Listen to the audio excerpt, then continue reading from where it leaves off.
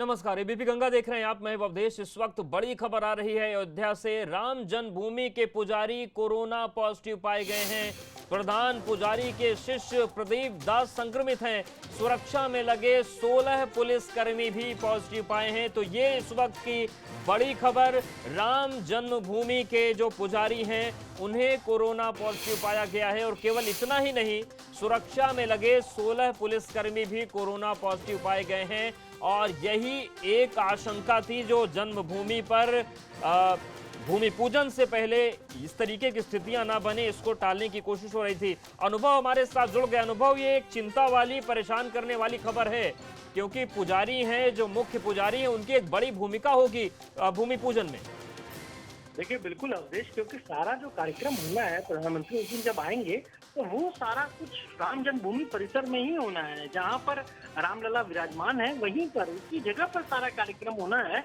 और जब मुख्य पुजारी के जो सहयोगी पुजारी हैं वो कोरोना पॉजिटिव पाए गए हैं, कुल 4 पुजारी जो हैं वो उनके साथ रहते हैं। मुख्य पुजारी सत्येंद्र दास हैं, उनके साथ रहने वाले प्रदीप दास हैं, ये पाए गए हैं कोरोना पॉजिटिव। इनको होम आइसोलेट किया गया है। लेकिन अब सवाल यही है, सिक्योरिटी में तैनात अगर 16 पुलिस वाले जो हैं वो कोरोना पॉजिटिव हो गए हैं तो पूरा कार्यक्रम कहाँ होना है? प्रधानमंत्री को आना है कई जगह, और जो हम कहते हैं वीआईपी हैं वो यहाँ पहुंचेंगे, चीफ मिनिस्टर खुद उत्तर प्रदेश के मौजूद रहेंगे, कई और मिनिस्टर्स मौजूद रहेंगे। तो ऐसे में कोरोना संक्रमण को लेकर बार बार चिंता जताई जा रही थी कि इससे कैसे बचाव किया जाए। वो फिलहाल अब हम कहें तो जो परिसर है वहां तक पहुंच गया है। और अब ये देखना होगा, क्योंकि जो पूरा परिसर है वहां पर सैनिटाइजेशन का काम तो चल रहा है, पहले भी सैनिटाइज किया गया, लेकिन अब हो सकता है कि सैनिटाइजेशन और किया जाए, उसको और बढ़ाया जाए।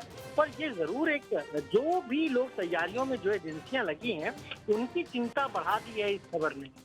बिल्कुल। और अनुभव, चिंता केवल ये नहीं है कि पुजारी संक्रमित हुए, उसके बाद जो 16 सुरक्षा कर्मी हैं वो भी हो गए, और ये 16 कितनों के संपर्क में आए होंगे, ये एक बड़ी चिंता की बात है, क्योंकि कोरोना तो एक से दूसरे को फैलता है।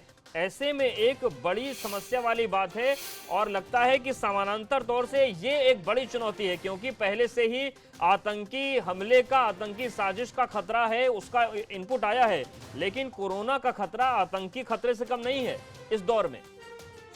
बिल्कुल, कोरोना का संक्रमण तो पता नहीं किसको कोरोना है और कौन किससे मिला।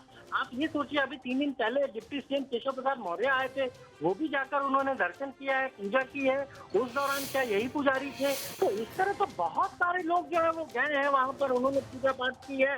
उसके अलावा जो पुलिसकर्मी तैनात है, उनकी जब ड्यूटी खत्म होती है वो दूसरे लोगों से मिलते हैं। तो किन लोगों के बीच वो गए हैं? अब जरूरत इसकी है कि पूरी जो उनका जो कॉन्टैक्ट लिस्ट है, जो कॉन्टैक्ट हिस्ट्री है, उसको चेक किया जाए और सभी लोगों की फिर जांच कराई जाए। शुक्रिया अनुभव, जानकारी और अपडेट्स को देने के लिए। तो इस वक्त की बड़ी खबर, और बड़ी खबर अयोध्या से है, जहां पर रामलला के पुजारी और 16 जो सुरक्षा कर्मी हैं वो कोरोना पॉजिटिव पाए गए हैं।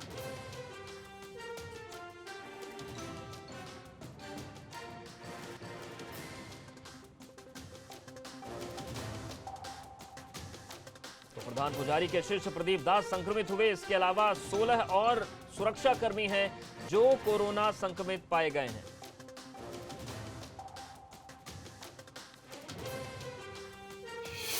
और दिल्ली से एक बहुत बड़ी और राहत की खबर आ रही है। दिल्ली सरकार ने बड़ा ऐलान किया है। दिल्ली में डीजल 8 रुपए 36 पैसे सस्ता हो गया है। 30% से वैट घटाकर 16 रुपए 75 पैसे कर दिया गया है। तो जो डीजल के दाम पेट्रोल से ज्यादा चल रहे थे, लगातार बार बार ये बात कही जा रही थी कि पहली बार ऐसा हुआ है कि डीजल के दाम पेट्रोल से ज्यादा हुए हैं। अब इन सब के बीच दिल्ली सरकार ने बड़ा ऐलान किया है। दिल्ली में डीजल 8 रुपए 36 पैसे सस्ता हो गया है, और 30% से वैट घटाकर 16.75% कर दिया गया है। तो ये इस वक्त की बड़ी खबर। दिल्ली से राहत की खबर आ रही है, जहां पर दिल्ली सरकार ने बड़ा ऐलान किया है। डीजल के दाम में बड़ी गिरावट अब आई है। 8 रुपए 36 पैसे सस्ता कर दिया गया है डीजल। दरअसल जो वैट है उसे 30% दिल्ली सरकार ने घटा दिया है, और घटाकर 16.75% वैट को कर दिया है। और इस वैट को घटाने के बाद एक बड़ी राहत मिलने जा रही है दिल्ली में डीजल खरीदने वाले ग्राहकों को, क्योंकि दिल्ली सरकार ने फैसला ले लिया है कि जो वैट है उसे 30% घटाया जाएगा और 30% वैट घटाने के बाद जो डीजल के दाम है उनमें 8 रुपए 36 पैसे की कमी आएगी और वैट घटाकर 16.75% कर दिया गया है। तो ये इस वक्त की बड़ी खबर, और बड़ी खबर इसलिए अहम है क्योंकि अभी तक स्थितियां ये थी कि पहली बार देश में डीजल के दाम पेट्रोल से ज्यादा हुए थे, लेकिन अब जब दिल्ली सरकार ने फैसला लिया है कि वैट को घटाया जाएगा 30%, उसके बाद दाम 8 रुपए 36 पैसे कम हो जाएंगे डीजल के।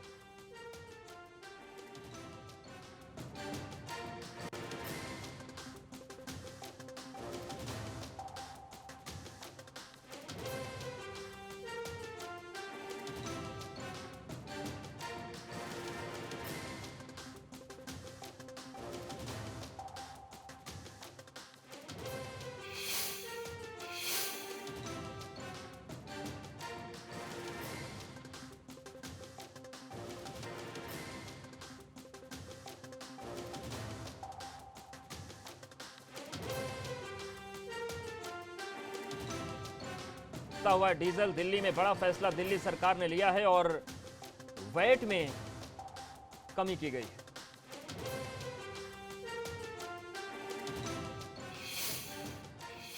और चलिए रुक करते हैं एमएसएमई अधिवेशन का, और हमारे साथ बीजेपी प्रवक्ता मनीष शुक्ला जी जुड़ गए। मनीष शुक्ला जी, स्वागत है आपका।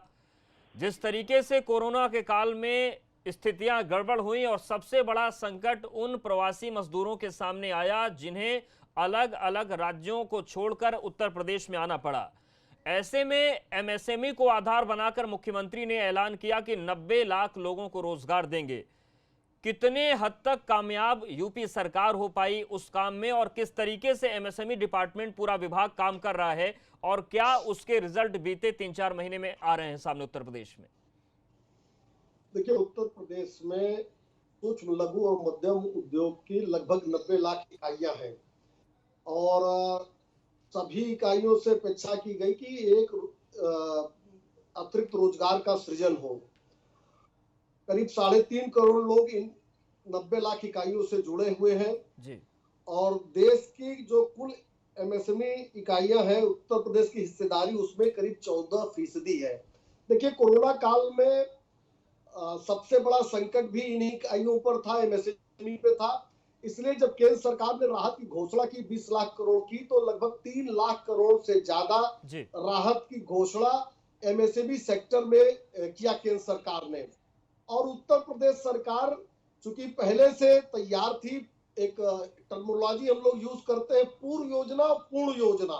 13 मई को शाम को केंद्र सरकार ने 3 लाख करोड़ की राहत की घोषणा एमएसएमई सेक्टर के लिए किया और 14 मई की सुबह 10 बजे करीब 56,000 से ज्यादा इकाइयों को 2,000 करोड़ रुपए का लोन उत्तर प्रदेश सरकार ने बांटा।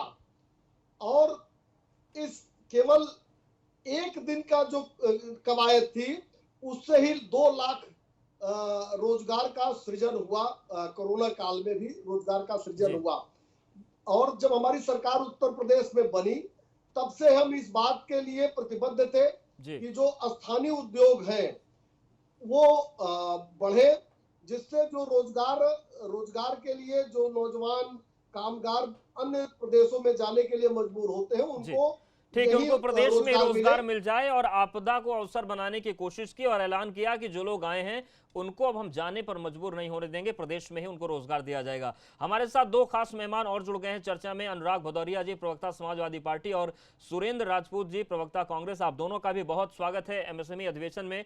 अनुराग जी, जिस तरीके से कोरोना काल में एमएसएमई क्षेत्र को मजबूत करने की कोशिश की गई, हालांकि 1 डिस्ट्रिक्ट 1 प्रोडक्ट पहले से चल रहा था, लेकिन जिस तरीके से लोन बांटे गए, जिस तरीके से रोजगार देने की कोशिश की गई, आप मानते हैं कि ये कोशिश सकारात्मक है, सफल है, या फिर अभी भी आपको लगता है कि बहुत कुछ किए जाने की जरूरत है?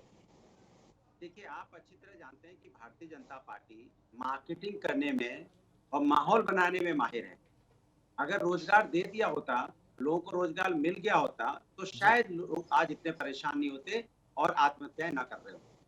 मैं इनसे पूछना चाहता हूँ, अगर रोजगार है तो कहाँ है? हमने जिस तरह से एक मॉडल बनाया था कि जैसे आप परफ्यूम इंडस्ट्री डेवलप करनी थी, आप कन्नौज के इलाके में परफ्यूम इंडस्ट्री डेवलप करते, पूरे वर्ल्ड में जाता, बहुत लोगों को रोजगार मिलता है, क्योंकि इससे अच्छा रोजगार और कहीं मिल नहीं सकता। हमने बोला था आपको ग्लास की इंडस्ट्री, आपको ग्लास सिटी बनानी चाहिए थी, आप परफ्यूम सिटी बनाते कन्नौज के इर्द गिर्द, कम से कम नहीं तो 200 किलोमीटर के अंदर में आप लोगों को वहां रोजगार मिल जाता। इसी तरह ग्लास सिटी आप बनाते जहाँ फिरोजाबाद है, उसके अगल बगल लोगों को रोजगार मिल जाता, आपको बनाना चाहिए था, वो आपने बनाया नहीं। आपको प्लास्टिक सिटी बनानी चाहिए थी जहाँ पे लोगों को रोजगार मिलता। तो आप अगर मुरादाबाद इर्द गिर्द में ब्रांच सिटी बना देते जहाँ पे तांबे का सबसे ज्यादा काम होता है, तांबे की सिटी बनाते तो वहाँ पे लोगों को काम लगता, तांबे की सिटी बनाते, वहाँ पे सब्सिडी देते, लोग अपनी इंडस्ट्री लगाते, बड़ी इंडस्ट्री लगाते। क्योंकि आप सरकार ने 1000 करोड़ के टर्नओवर वालों को भी इसमें एमएसएमई में ले लिया। आप 1000 करोड़ के टर्नओवर वाले आ जाएंगे तो 10-20 करोड़ वाले बेचारे उनकी पोजीशन क्या होगी आप अच्छी तरह जानते हैं। वो उसको हाईजेक कर लेंगे, उनको आसानी से बैंक आसानी से लोन भी उन्हीं को दे देगी। भाई बैंक जो आदमी, मतलब अनुराग जी आप ये कहना चाहते हैं कि सूक्ष्म लघु और मध्यम उद्योग से जो जुड़े लोग थे उसमें बड़े लोगों की एंट्री करवा दी गई। बिल्कुल। अगर मान लो मैं आपने बोला कि सपोज मैं लखनऊ में हूँ, लखनऊ में चिकनकारी का काम करना चाहता हूँ। अब चिकनकारी का काम करने के लिए मेरे पास 10-20 करोड़ रुपए की लागत, मान लो 10 करोड़ की 12 करोड़ की जरूरत है, जैसे पहले होता था, तो हम बैंक के पास जाएंगे तो बैंक हमारे बारे में सुनती थी। अब मेरी जगह पे मान लो ननकू आ जाएंगे, वहां से लेके घनश्याम दास को आ जाएंगे और बोलेंगे नहीं ये मेरी 700 करोड़ का टर्नओवर है, तो जाहिर सी बात है बैंक 700 करोड़ वाले टर्नओवर को लोन दे देगी, हमें 10-12 करोड़ वाले को कहां से देगी? उसको वहां पे ज्यादा सिक्योरिटी नजर आएगी। अहम बात है। मनीष जी आपसे जवाब ले ले, फिर सुरेंद्र राजपूत जी के पास जाएंगे। अनुराग जी कह रहे हैं कि एमएसएमई के लिए जो काम होना था उसमें इतने बड़े बड़े लोगों की एंट्री करवा दी गई कि जो छोटा व्यक्ति है, जो मधु या लघु या मध्यम उद्योग वाला है, वो तो उस मार्केट में फाइट ही नहीं कर पाएगा। देखिए उदय जी, बहुत सेंसिटिव विषय को आप लोगों ने उठाया है, बड़ा विस्तृत क्षेत्र है, थोड़ा समय दीजिएगा और हमको लगता है कि इस डिबेट की कुछ सार्थकता निकले, इसलिए एक दूसरे की बात नहीं काट के और तथ्यात्मक बातें होंगी तो अच्छा रहेगा। देखिए अनुराग जी ने कहा कि इतने बड़े लोगों को इन्होंने शामिल कर दिया। यस, सूक्ष्म लघु और मध्यम उद्योगों की परिभाषा बदली जी।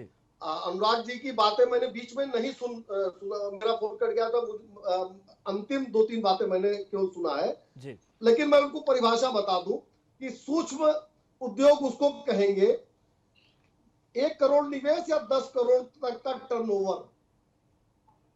10 करोड़ का निवेश या 50 करोड़ का टर्नओवर वो लघु उद्योग के दर्जे में आएगा। 20 करोड़ का निवेश या 100 करोड़ का टर्नओवर ये मध्यम उद्योग में आएगा। तो अनुराग जी आप 7 करोड़ वाले में क्यों जाएंगे? 1 करोड़ तक है तो सूक्ष्म उद्योग आप लगाइए। अगर आपके पास 10 करोड़ का निवेश कर रहे हैं तो आप लघु उद्योग में रहिए, और अगर 20 करोड़ तक लगा रहे हैं और 100 करोड़ का निवेश है तो मध्यम उद्योग में जाइए। और एक अच्छी बात है, कोरोना काल में केंद्र सरकार ने निर्णय लिया कि 200 करोड़ रुपए तक का टेंडर ग्लोबल नहीं होगा, अर्थात हिंदुस्तान की कंपनियां हैं उसमें भाग लेंगी। ठीक है, ये चीजें हैं, इस पर अनुराग जी से जवाब लेंगे। मनीष जी आते हैं, लेकिन सुरेंद्र जी को भी चर्चा में शामिल कर लेते हैं। सुरेंद्र जी, जिस तरीके से कोरोना काल में जब एमएसएमई पर सरकार ने फोकस किया तो मुख्यमंत्री योगी आदित्यनाथ ने कहा कि एमएसएमई का इतिहास बेहद संपन्न रहा है और इसको हम फिर से वही स्वरूप देंगे, और जो एमएसएमई से जुड़े हुए लोग हैं उत्तर प्रदेश में उनको अंतर्राष्ट्रीय मंच भी हम देंगे। जब इतिहास संपन्न रहा है तो बीच में चीजें गड़बड़ कहां से होनी शुरू हुई और कैसे सुधरेंगे? देखिए, क्योंकि आपने एक बड़ा अच्छा प्रोग्राम किया है तो इसमें मेरे ख्याल से राजनीतिक टूटू मैमे की जगह तथ्यात्मक बातें करें। हमें नहीं मालूम भारतीय जनता पार्टी या सत्ता के लोग कब तक उन तथ्यात्मक बातों को सुन पाएंगे। हम आपसे 2-3 बातें बड़ी स्पष्ट करते हैं। नंबर 1, बेरोजगारी के साथ मजाक बंद होना चाहिए। नंबर 2, हेडलाइन मैनेजमेंट का स्थान अब ना मीडिया में होना चाहिए, ना सरकार को करना चाहिए। नंबर 3, हमें जो असलियत है, वाकफियत है जो हमारी उत्तर प्रदेश सेंट्रिक, उस पर हमें ध्यान देना चाहिए कि हमारे पास एमएसएमई आखिर है कितनी। एमएसएमई के उद्योग ऐसे नहीं कि 24 घंटे के अंदर आ जाएंगे। सच बात ये है कि पूरा एमएसएमई का उद्योग का जो साइज है उत्तर प्रदेश में, वो आज की डेट में लगभग 5-1 हजार करोड़ रुपए का है, ऐसा सरकारी आंकड़े कहते हैं। तो आप उस 5,000 करोड़ के उद्योग में कितने लोगों को आप रोजगार दे सकते हैं, इसको नंबर 2 अभी बात स्टैंडिंग कमेटी है पूरे देश के एमएसएमई उद्योग के बारे में बताती है, जिसको हेड भारतीय जनता पार्टी के ही संसद सदस्य कर रहे हैं, जो ये कह रही है कि पूरे देश में 10 करोड़ रोजगार खत्म हो गए हैं एमएसएमई क्षेत्र में। 10 करोड़ रोजगार। उत्तर प्रदेश 23 करोड़ की आबादी है, 135 करोड़ में 23 करोड़ का हिस्सा डाल लीजिए, आपको पता चल जाएगा कि उत्तर प्रदेश से एमएसएमई के रोजगार कितने गए।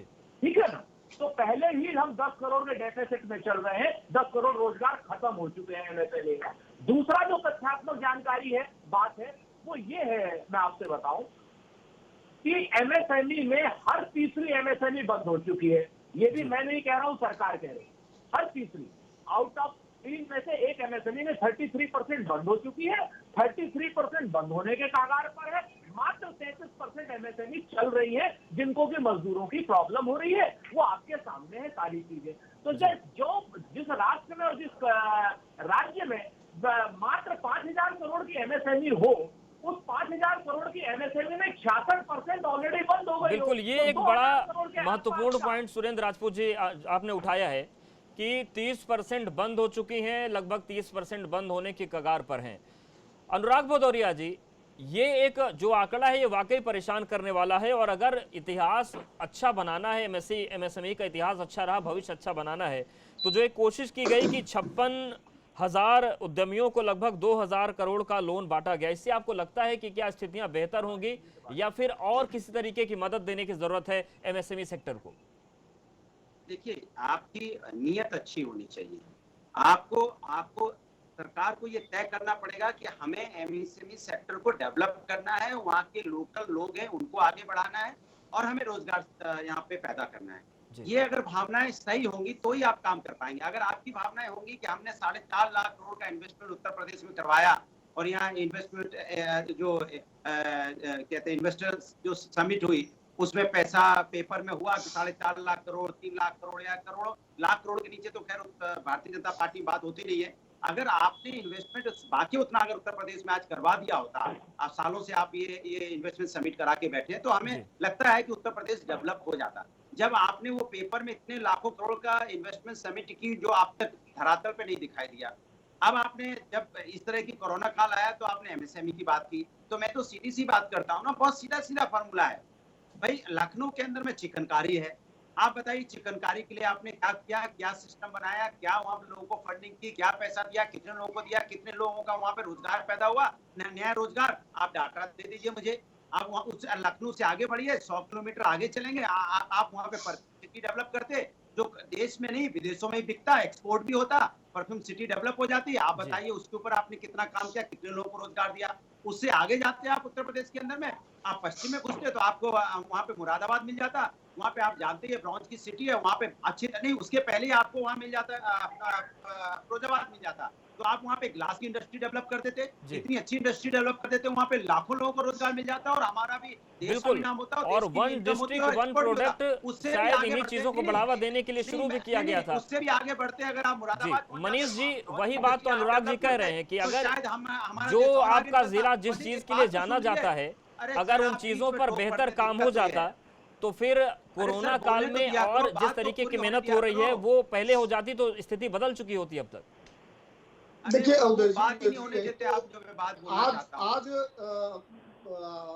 जो अनुराग जी कह रहे हैं वो तो हमारी सरकार ने आते ही शुरू कर दिया, और वन डिस्ट्रिक्ट वन प्रोडक्ट के अंदर करीब आज की डेट तक 5 लाख लोगों को रोजगार मिला है। 89,000 करोड़ से अधिक का निर्यात उत्तर प्रदेश से केवल वन डिस्ट्रिक्ट वन प्रोडक्ट के माध्यम से किया जा चुका है, और जो योजना है कि वन डिस्ट्रिक्ट वन प्रोडक्ट के माध्यम से 25 लाख लोग को रोजगार देंगे, 5 लाख को दे चुके हैं, 89,000 करोड़ का निर्यात किया जा चुका है। देखिए मुश्किल ये है कि अनुराग जी हो या कोई और हो, ये लोग क्या हो चुका है उस पर नहीं डिबेट कर रहे हैं, जो हो चुका है वो होना चाहिए ये बात कह रहे हैं। हम एक कदम आगे चल रहे हैं, और अगर थोड़ा सा भी देख कर आए होते अनुराग जी तो निश्चित रूप से इनको पता होता कि किस डिस्ट्रिक्ट में किस प्रोडक्ट को उठा के आगे बढ़ाने का काम हो रहा है। आगरा में चमड़े के उद्योग को, बुलंदशहर में चीनी मिट्टी के उद्योग को, और मुरादाबाद में पीतल के उद्योग को, इस पे काम हो रहा है। और 89,000 करोड़ का निर्यात भी उत्तर प्रदेश के वन डिस्ट्रिक्ट वन प्रोडक्ट के उद्योग के माध्यमों से हो चुका है। इसके अतिरिक्त अगर जानकारी चाहते हो तो अनुराग जी से बता दें, अभी बता रहे थे कैसे वो शुरू कर सकते हैं। इस योजना में अपना व्यवसाय चलाने वाले पुरुषों को 1 लाख रुपए की सब्सिडी और महिलाओं को 1.5 लाख की सब्सिडी दी जाएगी। और अगर पूरे प्रदेश की बात करें तो 90 लाख इकाइयों से करीब 3.5 करोड़ लोग जुड़े हुए हैं और यूपी की हिस्सेदारी पूरे देश के एमएसएमई सेक्टर में 14% है। बिल्कुल, लेकिन मनीष जी, अनुराग जी ये जानना चाह रहे थे कि आंकड़े तो कम से कम सामने आए और लखनऊ के ही आ जाए, बाकी जगहों के ना आए, कि चिकनकारी का अगर काम हो रहा है तो कितने लोगों को फायदा मिला? अवधेश जी, हमने कहा ना कि 2019-20 में 89,000 करोड़ रुपए का निर्यात किया गया है वन डिस्ट्रिक्ट वन प्रोडक्ट के विभिन्न जिलों के माध्यम से जो मैं कुछ बोलना चाहता हूं। जो प्रोडक्ट बने हैं और रोजगार से करीब 5 लाख नए लोगों को रोजगार मिला है इस। ठीक है, अनुराग जी इस पर कुछ कहना चाह रहे हैं। अनुराग जी देखिए, मनीष जी की गलती नहीं है, मनीष जी तो भले आदमी है, पार्टी उनकी ऐसी है। अब देखिए वो किताब, ऐसे तो मैं किताब खोलूं और पढ़ने लग जाऊं। देखिए 10,000 लोगों को रोजगार मिल चुका है लखनऊ के अंदर में, और देखिए 6 लाख लोगों को रोजगार मिल चुका है पूरे उत्तर प्रदेश के अंदर में। 50 लाख की व्यवस्था है और ये हमारा अभी एक बना है, उसमें अभी 30 लाख लोगों को और रोजगार मिलना है। अरे भैया किताब कॉपी बंद करो, ये डाटा सुनते सुनते कान पक गए। ये बताइए धरातल पे क्या हो रहा है? तथ्यात्मक डिबेट में धरातल की बात बताइए। धरातल पे ये हो रहा है कि आपसे मैं पूछ रहा हूँ कि लखनऊ में कितने चिकनकारी, कितने लोगों को आपने, क्योंकि यहाँ पता चल जाएगा ना, सब यहीं पे है, चिकनकारी में कितने लोगों को आपने फंडिंग की, कितने लोगों को यहाँ रोजगार मिला नई सरकार में, क्या यहाँ से एक्सपोर्ट कितना बढ़ा, कितना बता दीजिए आप, और नाम बता दीजिए लोगों का, तो पता चलेगा, पानी का पानी हो जाएगा। ये किताब कॉपी पढ़ने से काम नहीं चलेगा, लोगों को किताब कॉपी। अनुराग जी, सोनभद्र में किसको क्या मिला ये आप नहीं जानना चाहते? चले जाओ वहाँ, सहारनपुर में किसको क्या मिल रहा है आप नहीं जानना चाहते? अरे मैं जानना चाहता हूँ ना, बुलंदशहर में किसको क्या मिला है? कारपेट के काम में आपने कितना डेवलपमेंट किया, कितना निर्यात हुआ ये आप नहीं जानना चाहते? आपने कितना आप ये नहीं जानना चाहते? मैं जानना चाहता हूँ आगरा में आपने चमड़े का उद्योग करने के लिए मैं जानना चाहता हूँ, तांबे का कितना एक्सपोर्ट बढ़ा मैं जानना चाहता हूँ, परफ्यूम का कितना एक्सपोर्ट बढ़ा मैं जानना चाहता हूँ, मैं तो जानना चाहता हूँ, चिकनकारी का कितना बढ़ा मैं जानना चाहता हूँ। मैंने आपसे बोला ना, मैं हर जगह का जानना चाहता हूँ, मैं हर जगह का उत्तर प्रदेश की हर। बिल्कुल बिल्कुल, सुरेश जी की भी बात ले लेते हैं। सुरेश जी, सवाल है, सत्ता पक्ष के अपने आंकड़े हैं, लेकिन फिर सुझाव भी होने चाहिए कि क्या किया जाए, कमी कहां पर हो रही है, क्योंकि एमएसएमई उद्योग बढ़ता है, पूरे प्रदेश का फायदा होगा, रोजगार बढ़ेंगे तो नाम भी होगा और पैसे भी आएंगे, क्योंकि 1 ट्रिलियन इकोनॉमी की भी बात की जा रही है। नहीं, हम इनसे पूछना चाह रहे हैं। नहीं, आप मुझसे इनसे पूछना चाह रहा हूं सुरेश जी। जी एक बड़ा आदम गोल्डवी ने एक शेर लिखा था कि तुम्हारी फाइलों में गांव का मौसम गुलाबी है, मगर ये आंकड़े झूठे, ये दावे किताबी हैं। तुम्हारी मेज चांदी की, तुम्हारे जाम सोने के, मगर किसान के घर में आज भी टूटी रकाबी है। खैर, ये तो शेर की बात हो गई। मैं फिर से तथ्यात्मक बात करता हूँ, क्योंकि राजनीतिक तू मैं उलझना नहीं चाहता। आदरणीय मनीष जी ने भी 2 बातें कही। इन्होंने कहा लगभग 5 लाख लोगों को रोजगार दिया गया और 89,000 करोड़ का इन्होंने एमएसएमई सेक्टर या वन डिस्ट्रिक्ट वन उससे 89,000 करोड़ का पिछले 1 साल में इन्होंने जो है निर्यात किया। मैं इनसे सिर्फ एक चीज पूछ रहा हूँ कि वो 89,000 करोड़ का बाइफर्केशन एक बार ये बता दे कि 89,000 करोड़ में निर्यात क्या हुआ। अजीब किस्म की बात है, आंकड़े भी ऐसे हैं जिन पर भरोसा नहीं होता। अब मैं आपको बताऊं, पहले साल इन्होंने एक इन्वेस्टर सबमिट किया, 4.5 लाख करोड़ के आसपास का इन्होंने वो किया, किताब हमने एमओयू किए। उसमें से एक सैमसंग कंपनी को छोड़ दीजिए, और वो भी सैमसंग कंपनी का एमओयू रिन्यू कराया गया था। वो पुरानी अखिलेश सरकार का एमओयू था, उसको रिन्यू करके वो फैक्ट्री तो लगी है। इसके अलावा 1 फैक्ट्री या 10 फैक्ट्री बता दे जिनको कि उत्तर प्रदेश में लगी हो। मतलब अपने सवाल भी हैं, आंकड़े भी हैं, इन सब के बीच चिंता यही है कि जो एमएसएमई सेक्टर है उत्तर प्रदेश का, वो कैसे आगे बढ़े और किस तरीके से इसका विकास हो। आप तीनों का बहुत शुक्रिया हमारे साथ जुड़ने के लिए और बातचीत करने के लिए। तो एमएसएमई अधिवेशन में कुल मिलाकर कोशिश यही है कि ये जानने की कोशिश की जाए कि प्रदेश किस तरीके से आगे बढ़ रहा है। लगातार एमएसएमई अधिवेशन जारी है और आगे हमारे साथ होंगे एमएसएमई विभाग के अपर मुख्य सचिव नवनीत सहगल जी।